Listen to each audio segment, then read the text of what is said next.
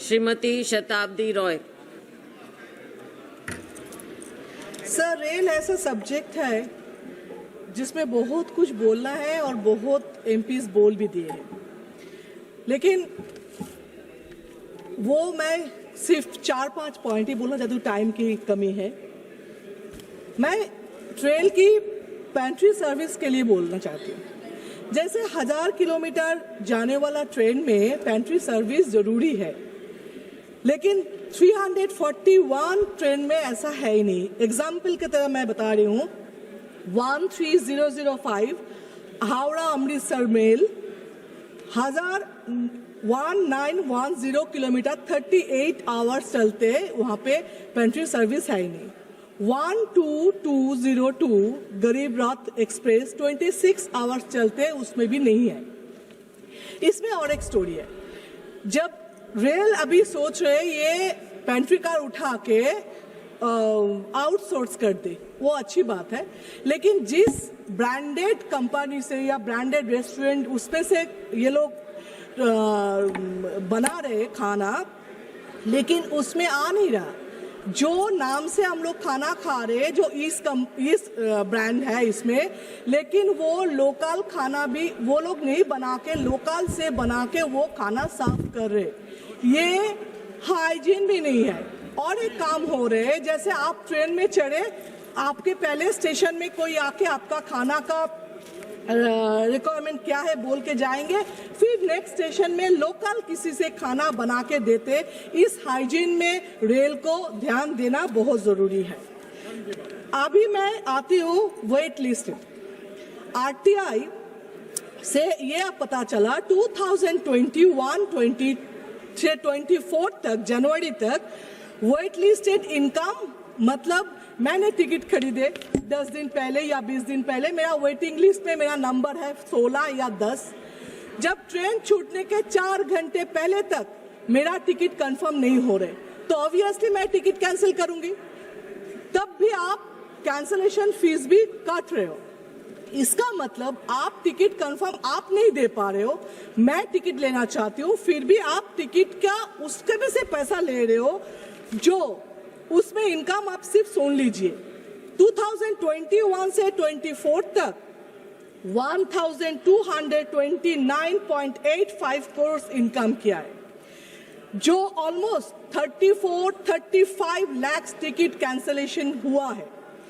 2021 में 242.68 करोड़ इनकम किया, वो बढ़ के 2023 में 505 करोड़ इनकम किया। मतलब ये बिजनेसमैन की तरह जिस शेयर में ज्यादा इनकम होता है उसी शेयर में डालो। रेल भी वही कर रहे, कैंसिलेशन में इतना इनकम हो रहे तो कैंसिलेशन में ही ज्यादा जोर दे रहे। अभी दूसरा, अभी जो आ रहे वो मैं गवर्नमेंट डाटा और आरटीआई से का बात कर रही हूँ। 2019 से 2020 1313 करोड़ इनकम सिर्फ आया डायनामिक प्राइस से। 1669 करोड़ इनकम फ्रॉम तत्काल, 603 करोड़ फ्रॉम प्रीमियम तत्काल। आप देखिए, आप अगर तत्काल से टिकट लेंगे, आप जो बोलते हैं सीनियर सिटीजन के लिए आप लोअर बात देंगे, ऐसा होता नहीं है। 80 इयर्स के सिटीजन, सीनियर सिटीजन को भी अपर बात मिल रहे, और जिसके पास पैसा है वो यंग लड़का कल टिकट करके तत्काल में पैसा देके लोअर बात मिल रहे। ये जो मैं बोल रही हूँ, ये सिर्फ मेरा बात नहीं है, पब्लिक जो कंप्लेन किया उसी बात मैं यहाँ पे उठा रही हूँ। एक ऐसा इंसिडेंट हुआ है 81 के, एक औरत वो गिर के उसका पैर टूट भी गया। ये भी इंसिडेंट आपको पता होना चाहिए। अभी 2021 से 2022 तक सितंबर में 6 मंथ्स में सिर्फ इनकम देखिए, 240 crore from dynamic prices, 353 crore Tatkal से, 89 करोड़ प्रीमियम तत्काल से। आप देखिए, आप एक तो आप उसमें से काट रहे वेटिंग लिस्ट से, फिर आप टिकट कंफर्म नहीं कर पा रहे, वहां पे आप टिकट नहीं मिल रहे, लेकिन तत्काल प्रीमियम, तत्काल डायनामिक प्राइस से आप इतना इनकम कर रहे।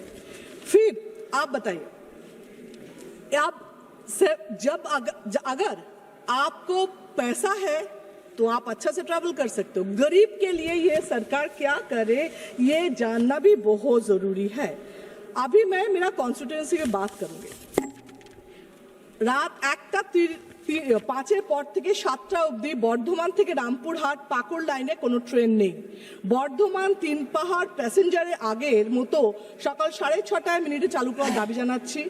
বন্ধ ট্রেন পুনরায় চালু করার জন্য Mughalsarai Varanasi Sealdah express Bardhaman Malda passenger, Rampurhat Sealdah intercity express পুনরায় চালু করার আবেদন করছি। আসানসোল থেকে মালদা টাউন পর্যন্ত একটি নতুন এক্সপ্রেস ট্রেন প্রতিদিন চালানোর অনুরোধ করছি। বন্দে ভারত ট্রেন বোলপুর শান্তিনিকেতনে থামে। ইন্টারেস্টিং ব্যাপার, দুটো एक्सप्रेस ट्रेन, দুটো प्राइम टाइम में ट्रेन मात्र 7 मिनट का डिफरेंस है। मैंने वो आप मिनिस्टर को भी बताया, चेयरमैन को भी बताया, 7 मिनट का डिफरेंस में एक ही प्लेटफॉर्म में 2 ट्रेन आ रहे हैं। इसमें क्या फायदा है? ये डाउन ट्रेনের সময় পরিবর্তনের দাবি করছি। রামপুরহাট থেকে দুমকা হয়ে দুর্গাপুর পর্যন্ত একটি নতুন মেমো ট্রেনের চালুর প্রস্তাব করছি।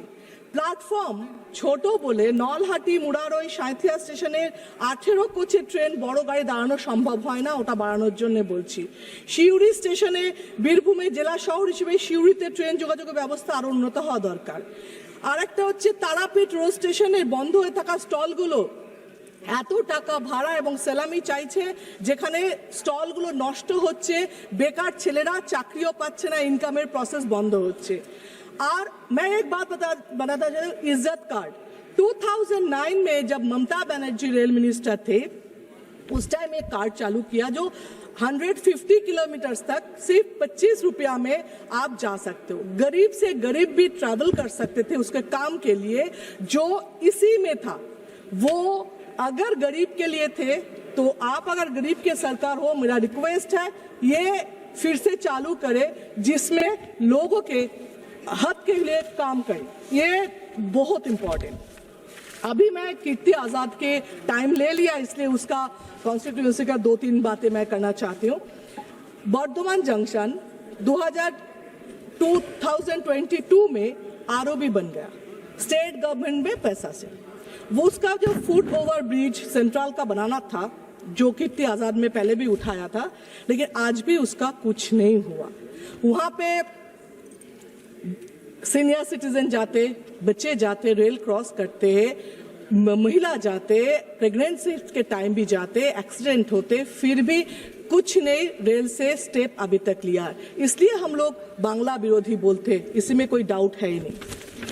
इसी जंक्शन के बाद इसी के पास एक तालाब है, जिस तालाब में रेल ऑलरेडी उसको कवर कर लिया, जो आर्टिकल 21 के खिलाफ है, which is right to life.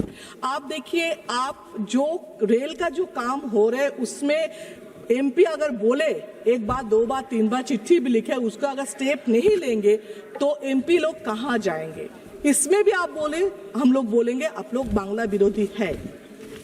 Panagarh rail station 2020 में छठ घाट के लिए एक 40 लाख का सैंक्शन किया था उसी टाइम, 20 अभी 26 हो गया, अब तक उसी का कुछ नहीं हुआ, जिसके लिए कीर्ति आजाद चिट्ठी भी लिखे थे मिनिस्टर को, वो भी। और मेरा एक बात है जिसमें बहुत सारे टाइम ऐसा होता है, मेरे कॉन्स्टिट्यूंसी में होता है, हम लोग एमपी बन के जो प्रपोजल मिनिस्टर को देते, वो प्रपोजल के काम हो ना हो, जो उनका पार्टी का कोई आके बोल देते हैं, उनका फोटो फेसबुक पे छपा के वो लोग बोलते हैं मैं मिनिस्टर के पास गए हूँ, मैंने ये करा के लाई हूँ। कैसे हो सकते?